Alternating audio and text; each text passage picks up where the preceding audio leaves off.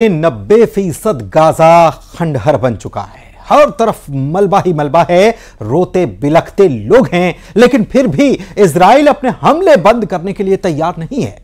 Israel के हमले में हर रोज लाशें बिछ रही हैं। इसीलिए कल तक मौत का कारोबार करने वाला हमास सीज फायर की रट लगा रहा है, लेकिन नेतन्याहू ये युद्ध कब तक खत्म करेंगे इसके बारे में कुछ तय नहीं।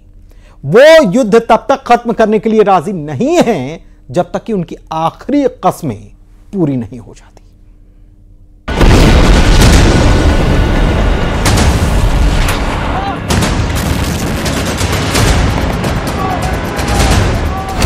दो हिस्सों में फाड़ डाला गाजा।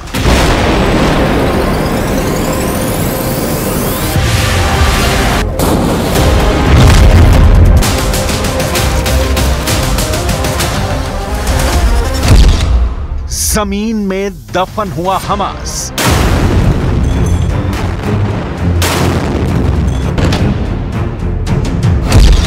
अब बंधकों को छोड़ेगा हमास।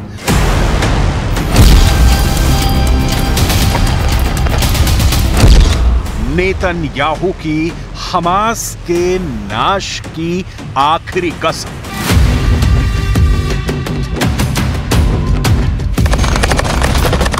गाजा खंडहर बन चुका है और अब उन खंडहरों की दीवारें भी ढहने लगी हैं, क्योंकि अब इजराइल का सिंगल लाइन एजेंडा है बिलों यानी सुरंगों में छिपे हमास के आतंकियों को उनकी असली मंजिल तक पहुंचाना। और इसके लिए इजराइल की आईडीएफ के कमांडो दिन रात हमास आतंकियों के बिलों की तलाशी ले रहे हैं। साल महीनों का आंकड़ा छोड़िए, इजराइल हर दिन मार रहा है, पूरी तरह मार रहा है।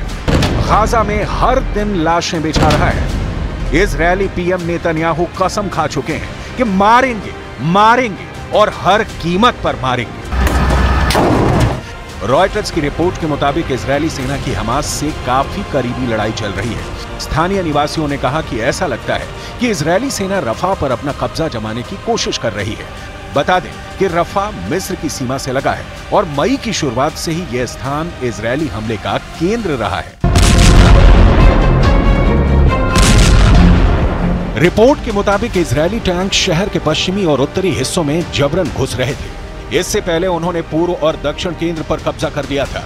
तट के पास विमानों, टैंकों और जहाजों से गोलीबारी के कारण अधिक संख्या में लोगों को शहर से भागना पड़ा। ये शहर पिछले कुछ महीनों से करीब 10 लाख से अधिक विस्थापित लोगों को आश्रय दे रहा था। अब यहां से अधिकांश लोगों को फिर से हटाया जा रहा है।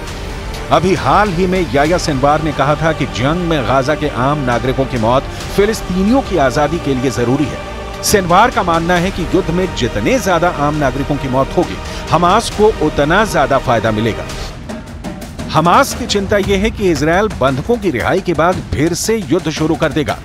इसी तरह इजरायली अधिकारियों को चिंता है कि हमास शुरुआती संघर्ष विराम के बाद बंधकों को रिहा किए बगैर अनिश्चित काल के लिए बातचीत से हट जाएगा। गाजा में लड़ाई और इजरायल की हवाई बमबारी के जारी रखने के बीच शनिवार को यह खबर सामने आई। हमास के द्वारा संचालित आंतरिक मंत्रालय ने कहा कि शनिवार को रफा में इजरायली हमले में 4 पुलिस अधिकारी मारे गए। साफ है, अभी तक कोई भी सूरत समझौते की नहीं दिखती, और अगर समझौता हो भी गया तो ये कितने दिनों तक चलेगा इसकी कोई गारंटी नहीं है। और इसके पीछे है बेंजामिन नेतन्याहू की हमास के समूल नाश की कसम।